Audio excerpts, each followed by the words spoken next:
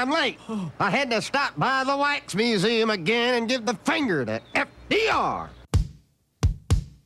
We know Al-Qaeda, Zawahiri, is supporting the opposition in Syria. Are we supporting Al-Qaeda in Syria? Well, it's a proud day for America. And by God, we've kicked Vietnam syndrome once and for all. Thank you very, very much. I say it, I say it again, you've been had. You've been took. You've been hoodwinked. These witnesses are trying to simply deny things that just about everybody else accepts as fact. He came, he saw, he died. Well, we ain't killing their army, but we killing them. We be on CNN like, say our name, bitch, say it 3 times. The meeting of the largest armies in the history of the world. Then there's going to be an invasion. Okay, you guys on the line. I got Ted Galen Carpenter, senior fellow at the Cato Institute and regular writer for the National Interest and Cato, and of course over at the American Conservative as well. And we just talked about this a few weeks ago in the context, starting with the Kurt Straight crisis, pseudo-crisis thing there. But boy, here's a new article, and it's just so interesting. And, well, you're going to find out all about it in a second.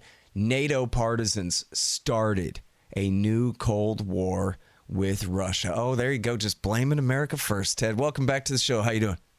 Thank you very much, Scott. All right. Good to be back. Very happy to talk to you, sir.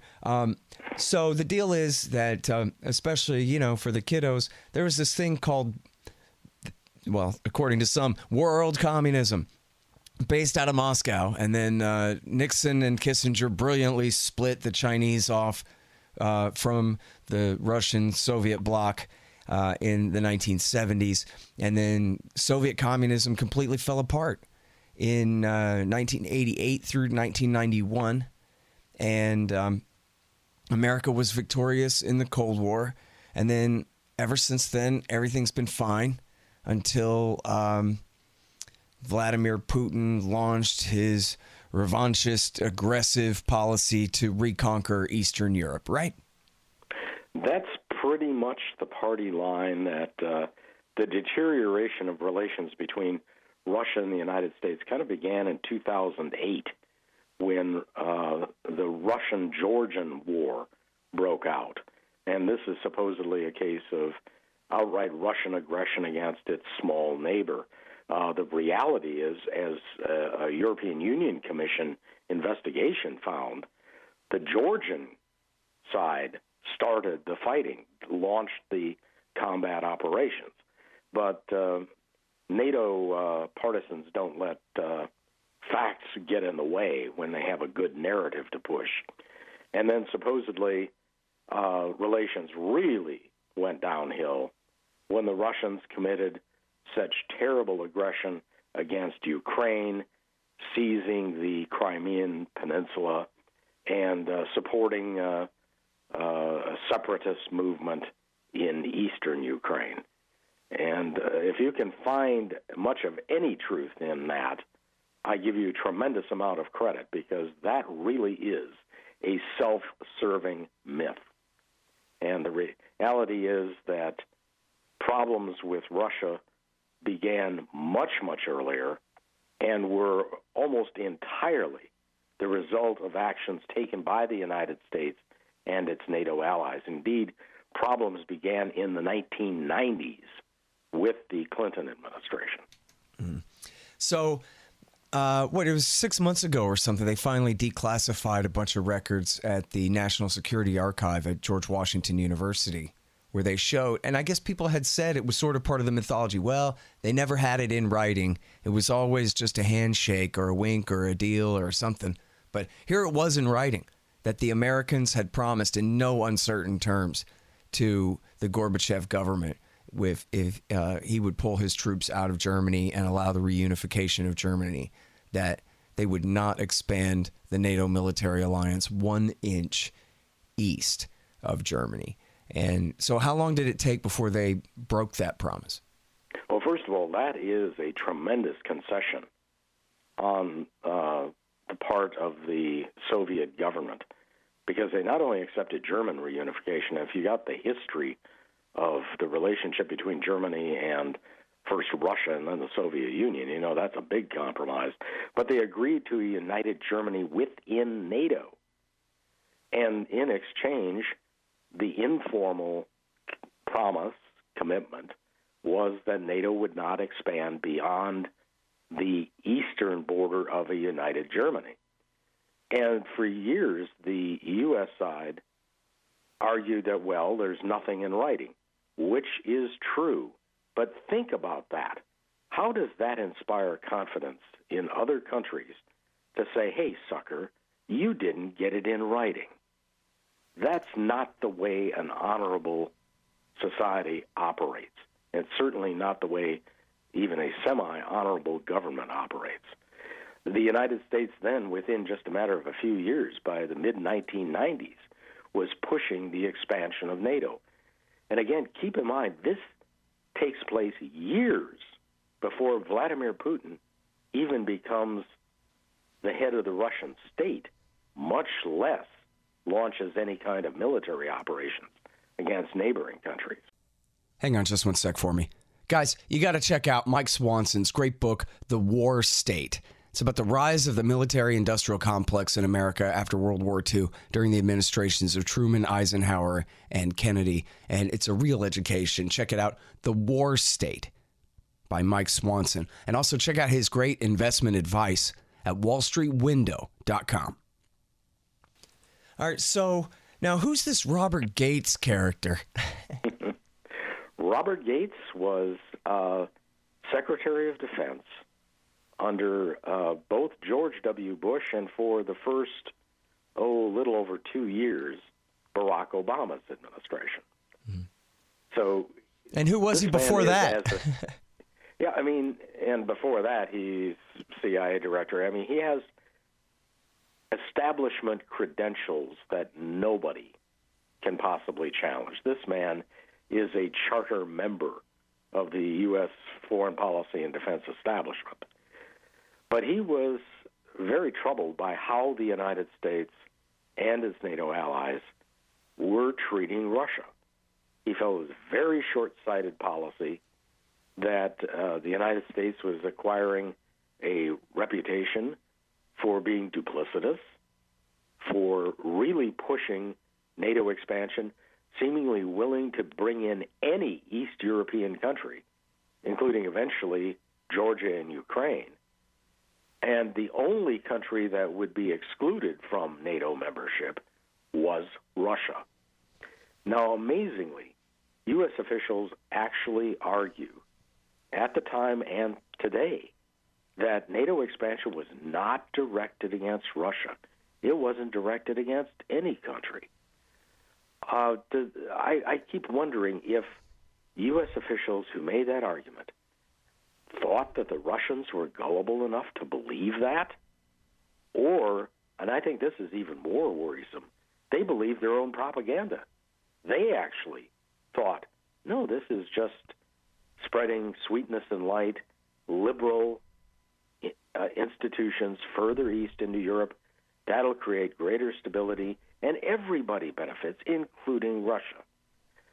Again, I don't know whether they're trying to fool the Russians or they're actually fooling themselves. But either way, it was an absolutely disastrous policy. That puts the United States and Russia on the path to a new Cold War. And again, this begins in the 1990s, long before Vladimir Putin even arguably does anything to provoke the West.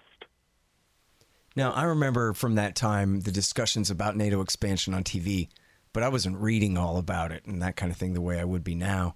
But it's amazing for me to look at the history of it, where I say, well, of course, Ted Carpenter over at Cato was arguing that this is a huge mistake and we should not do this, as we talked about on the show last time. But the fact that your allies included McNamara and included, at that time, the sitting Secretary of Defense, William Perry, and included Paul Nitze and George Kennan and all of the people whose opinion should have counted to say that this is going too far, that from the Russian point of view, this will be considered major aggression, and that is the overriding factor here. And then, but somehow you guys lost anyway. So how's that? That's the part that's a little confusing, but not really. But I know some of the story. But who won out? Strobe Talbot won out with what argument? Well, you had an interesting coalition pushing NATO expansion. You have the people who believe that a U.S.-controlled, liberal, supposedly rules-based international system is the wave of the future. This is the way to ensure global peace and prosperity. The reality is, as I pointed out in an article in the National Interest a couple of months ago, that this was largely hypocrisy. The United States and its allies have violated the so-called international rules numerous times, whenever it suited them, basically. So that was fraudulent, but Talbot and others were pushing that. And then, of course, you have the defense contractors, the weapons manufacturers, who saw a fantastic new market in Eastern Europe, especially if those countries were able to join NATO, because different rules apply if countries are formal allies of the United States than if they're considered neutrals and perhaps unreliable and so on. Weapon sales are far less restrictive, and you're talking about a multi-billion-dollar-a-year market. It's no accident that one of the leaders of the Committee to Enlarge NATO was a vice president of one of the leading defense firms. I would like to think that he did this simply because he believed that was the best policy for the nation and that he was a true patriot. But when you consider what he and his company had at stake in pushing that policy, it does at least make one wonder. Yeah, and by the way, the great footnote on that, and there are many, but the very best one is Richard Cummings, originally for Playboy.com, Lockheed Stock and Two Smoking Barrels, which is the story of Bruce Jackson, the executive vice president from Lockheed. And so kind of part one of it is how he had created this committee for NATO expansion in the 90s and then followed up with the Committee for the Liberation of Iraq in the 2000s, mostly pushing humanitarian propaganda for the war in 2002 and 3. So just fascinating stuff there. Yeah, and of course, it doesn't have to be, he doesn't have to be honest even with himself about what he's doing, right? Never mind all that. We can just be behaviorists about this. Bruce Jackson had a conflict of interest, regardless of what he believed in pushing this kind of thing. And now we talked about this a bit before too, is that Strobe Talbot, who was, I forget what, because I think he was nominated for something and didn't get it, and so was relegated to something else. But he was one of the guys in the Clinton years, and Clinton's former roommate at Oxford when they were Rhodes Scholars, his good friend going back. And he was the one, or one of the ones in the administration really pushing this. And I think we talked before about how he had this narrative where, and I think this was part of his version of the story, was we're going to have this NATO-Russia Council where eventually, we're like on a path to possibly even integrating Russia into NATO. We'll just be one big white army of the North, and, everything will be fine. And I guess it's pretty obvious why the Americans didn't want to share power with the Russians in NATO.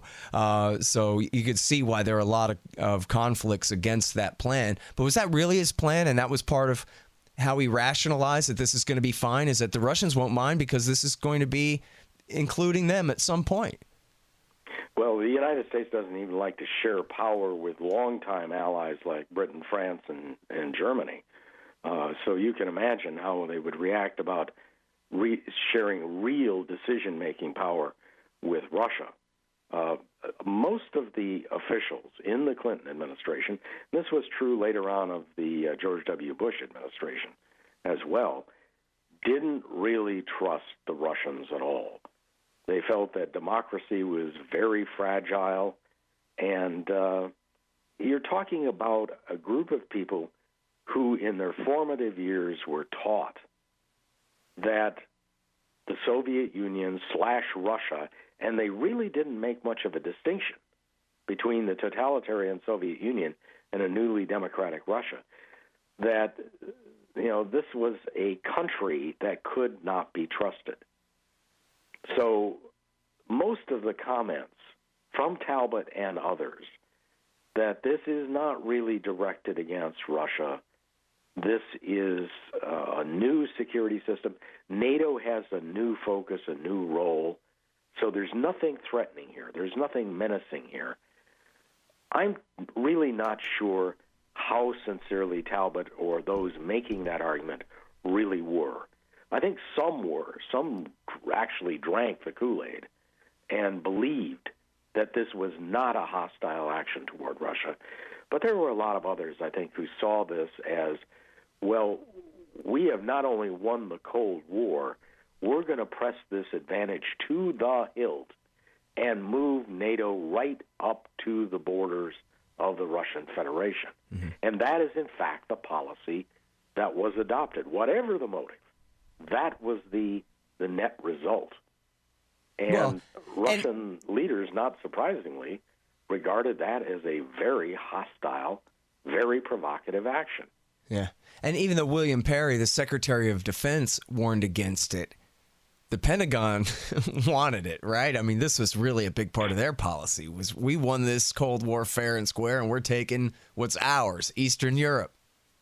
Well, they get two things. One, they get not only a victory lap, but a new mission that keeps their budgets going for a very long time. And secondly, their allies in the defense industry get vast new contracts going forward about as far as the eye can see. So although some members of the foreign policy establishment recognize just how dangerous NATO expansion would be and how that would create a new Cold War, and they warned against it, a majority of the foreign policy establishment and their media allies enthusiastically pushed NATO expansion. Mm. So people like Kennan and Gates and so on, these were in the minority, even within the foreign policy establishment. Oh, yeah, and I was going to ask you, was Gates publicly dissenting about this at the time, or he's just saying this now? He did make some comments at the time, but he was not one of the leading lights opposing NATO expansion. Yeah. He was the guy leading the CIA when they had no idea that the Soviet Union was falling apart because he was too busy lying about it. That's the story, the way Ray McGovern tells it, his former boss in the Soviet division.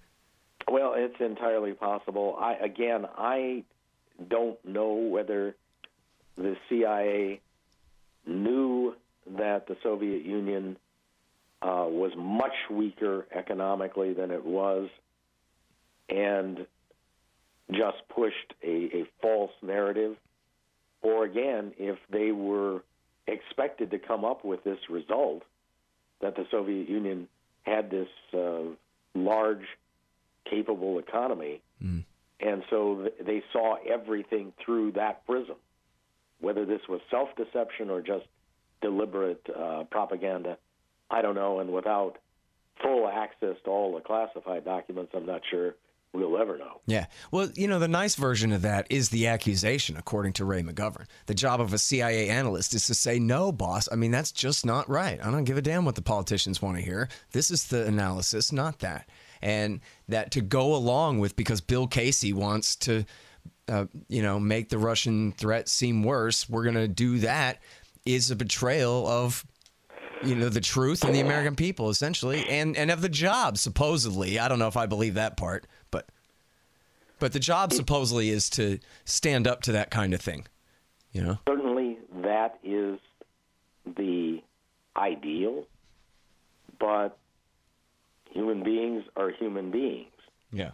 And the reality is, if you keep telling your bosses things they don't want to hear, suddenly you're going to get assigned to the CIA office in some very small, very poor sub-Saharan African country. Yeah. You're not going to get one of the plum assignments.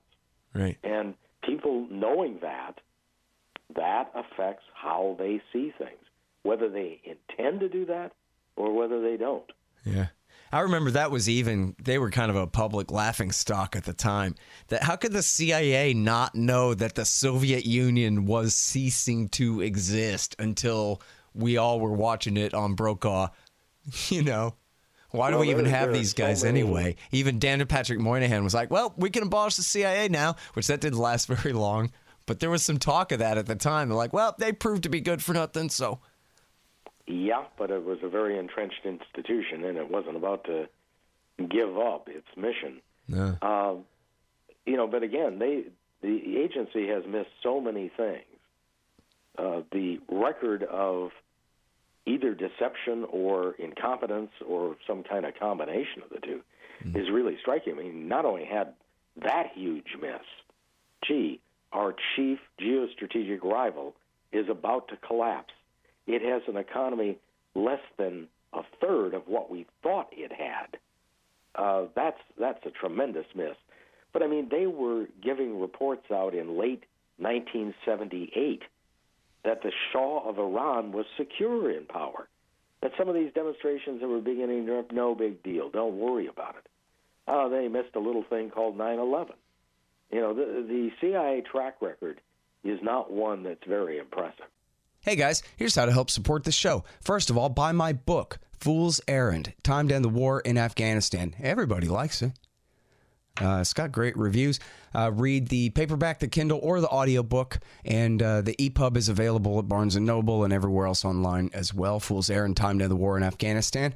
And also, I take donations. If you go to scotthorton.org/donate, you'll see the kickbacks. You can get a lifetime subscription to Listen and Think audiobooks or a silver commodity disc for any donation of $100. And you get a signed copy of Fool's Errand for $50. So that ain't too bad. And anyone who donates by way of PayPal or patreon.com/Scott Horton Show, $5 or more per month, and you'll get access to the private subreddit, the new Reddit group there at r/Scott Horton Show. And all new signers, uppers to Patreon also get 2 free audiobooks as well. And yes, I take every kind of cryptocurrency, most especially Horizon, but also Bitcoin and the rest of them too. So check all that out at scotthorton.org/donate and patreon.com/Scott Horton Show. Thanks. Oh, yeah, and don't forget to shop Amazon.com by way of my link at the bottom of my page at scotthorton.org. You'll see it there. All right, so now it's hard to do, all of Bush and Obama years here, color-coded revolutions, and then you already mentioned the Georgia War of 2008 and the coup in, 2 different coups, really, 2004 and then the one in 2014 that you mentioned in Ukraine there. But, Robert Gates was actually in the White House, as you mentioned there at the beginning, under George Bush and under Barack Obama. I have to guess, I don't have the exact calendar and timeline in front of me, but I have to guess during this policy of continued NATO expansion. And is there any record of him trying to talk Bush or Obama out of this? Or this is just in his memoirs, he's being brave and saying some good things, at least, quotable things, but... It's mainly in his memoirs, but there are some indications that he was trying to put the brakes on NATO expansion. And he made a distinction between the first wave of expansion. He really didn't object to bringing in Poland, Hungary, the Czech Republic, the very first wave of expansion, except he thought that the Clinton administration was doing it a little too quickly. But he did become nervous about the second round, bringing in countries like the Baltic republics. And when people within the U.S. government were pushing for yet another round to bring in Ukraine and Georgia, that's where he dug in his heels and said, hey, we are really getting into Russia's close security zone. And he's enough of a realist within the foreign policy camp that he recognizes almost any major power is going to react very badly to that sort of thing. Yeah. So it's not just in his memoirs, but I think he fleshed it out rather substantially in his memoirs. It's so unfortunate that all this narrative about Russia and the meddling in the election and this and that makes it seem like to have an adult conversation about America's relationship with Russia is treason for Putin to say anything reasonable about what's going on or what should be done. But, well, I don't buy that. So I want to know, if you and Doug and the Cato guys were running the National Security Council, what would America's Russia policy look like starting now? Well, we would certainly recommend backing off, abandoning all talk of bringing in Ukraine and Georgia into the alliance. And, in fact, I have already developed a strategy which I'm going to outline in my new book on NATO that comes out in the spring, about how to phase NATO out over a 5-year period. In other words, U.S. withdrawal from the North Atlantic Treaty, preceded by a gradual withdrawal of all U.S. military forces from Europe. And if the Europeans want to develop their own Europeans-only security apparatus, either through the European Union or through some new organization, that's their decision, and I would respect that. But there are very few developments in the world that truly impinge on the vital security interests of both the United States and Europe as a whole. And the idea that this is some kind of transatlantic solidarity that must be maintained to the end of time and puts us on the front lines of a confrontation with a nuclear-armed Russia, to me that is not only an unwise policy, it is an incredibly dangerous one. And the NATO expansion advocates who've gotten their way almost without opposition now,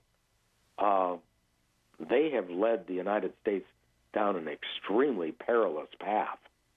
If we don't change that, if we do not back off from that policy and begin to adopt a very different policy, we were lucky to get through the Cold War without a major hot war involving the United States and the Soviet Union.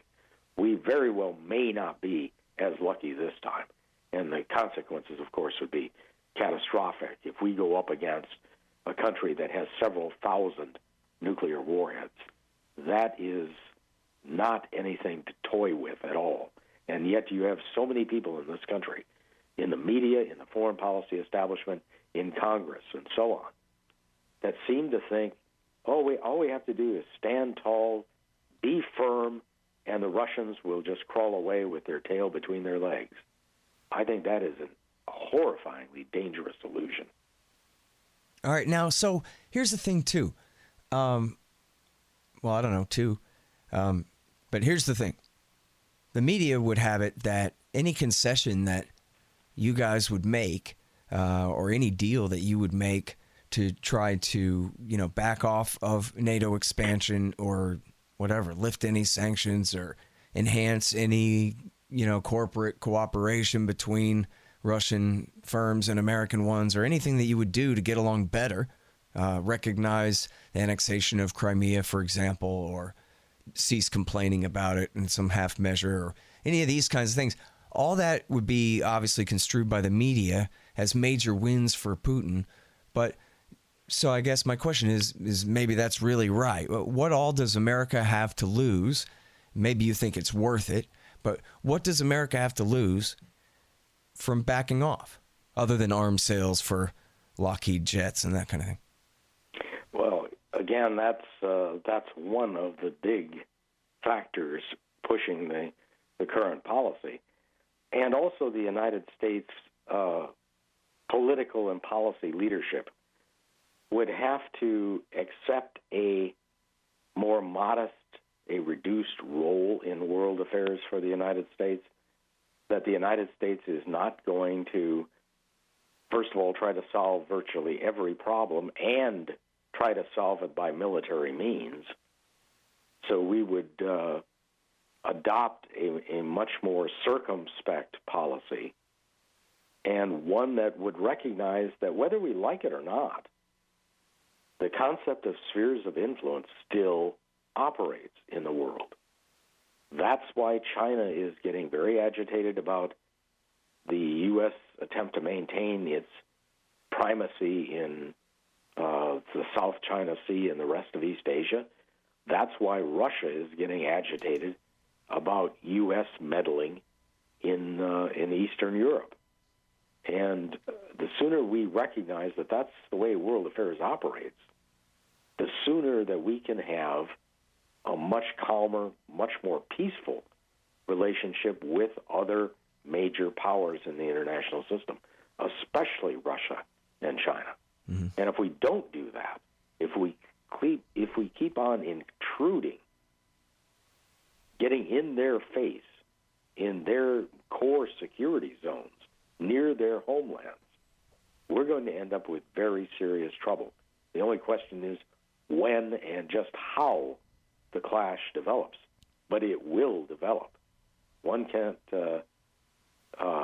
push countries the way the United States has been pushing Russia and expect to continue doing that indefinitely. Mm-hmm.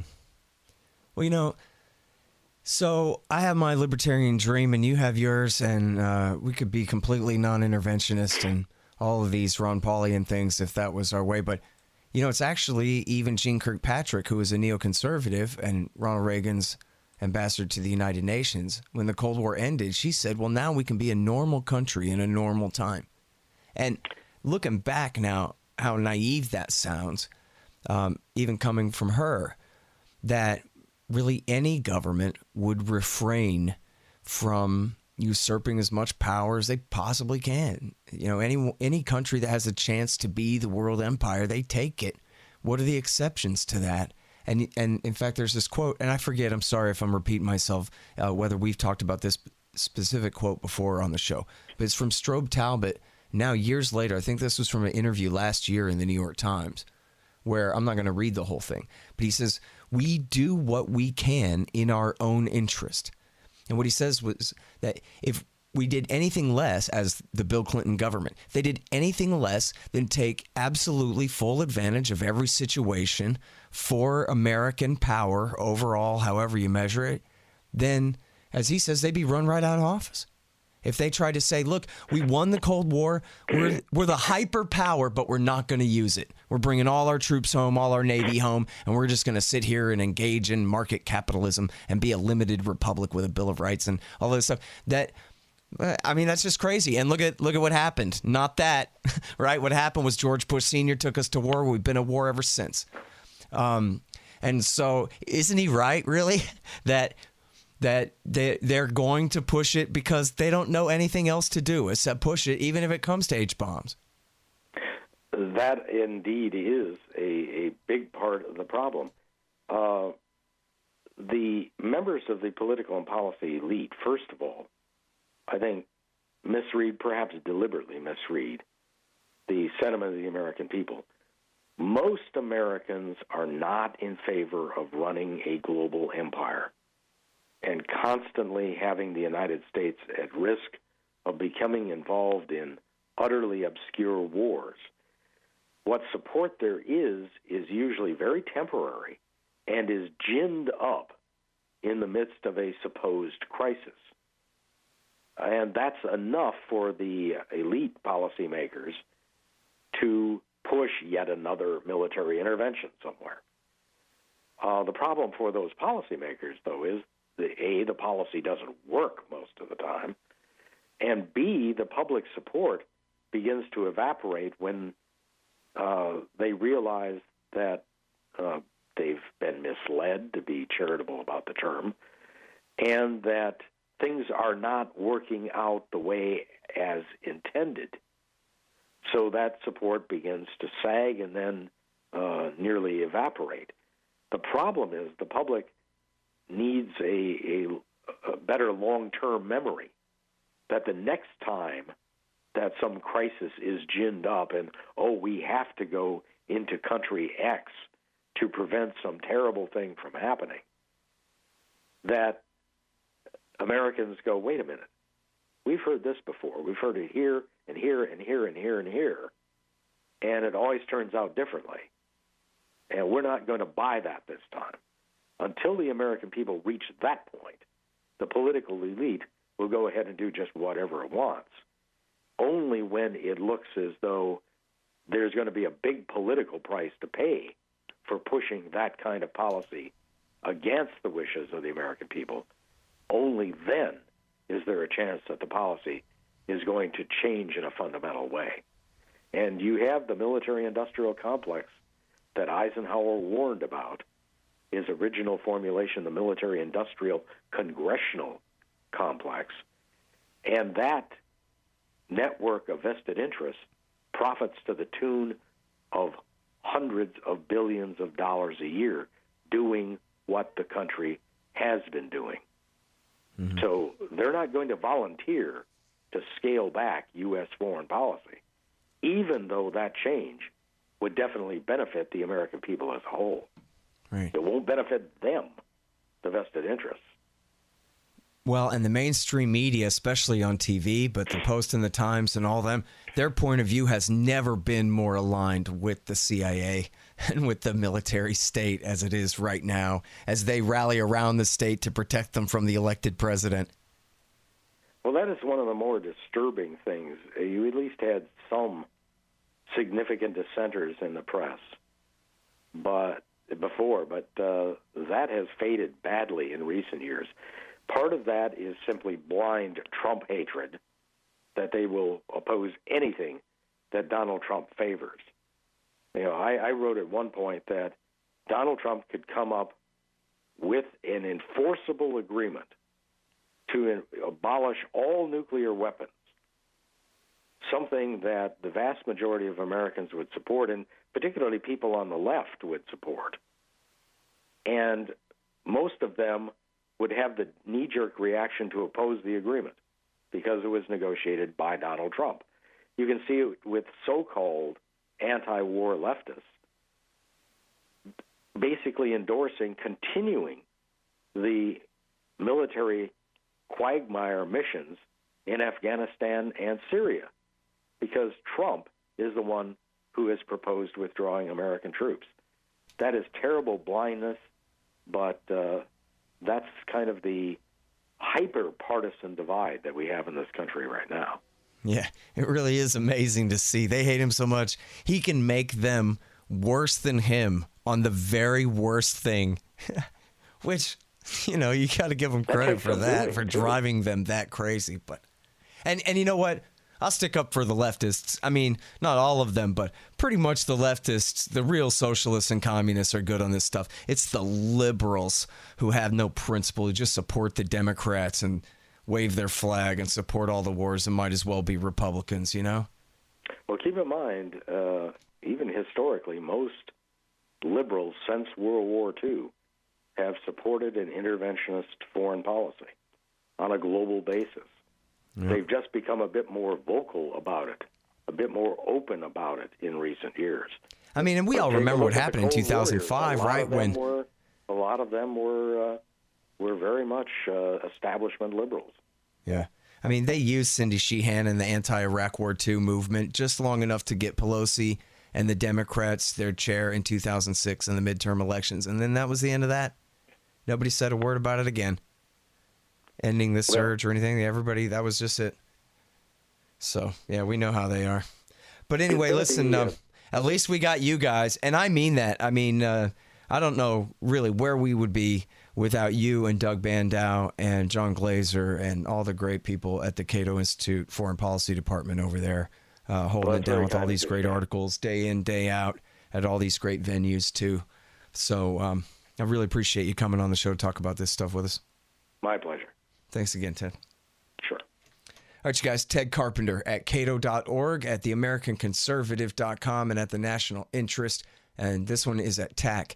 NATO Partisans Started, a new Cold War with Russia, complete with great extended quotations from Robert Gates' memoirs about how, actually it is all America's fault, of course. Hey guys, this is Bird and Carr from the Friends Against Government podcast here, and you've probably heard Scott talk about the crowdsourcing effort on Reddit about his upcoming book. All you got to do to get in is to donate $5 a month to Scott's Patreon and request to join the private Reddit group. In Scott's Reddit group, you will find a pinned post outlining the details for how you can help find source material for Scott's upcoming book by listening to archived interviews and taking a few notes. If you have any questions, feel free to reach out to either myself at BirdArchist or Carr at CarCampIt on Twitter, and we'll be happy to help. We look forward to seeing you in there. All right, y'all, thanks. Find me at libertarianinstitute.org, at scotthorton.org, antiwar.com, and reddit.com/Scott Horton Show.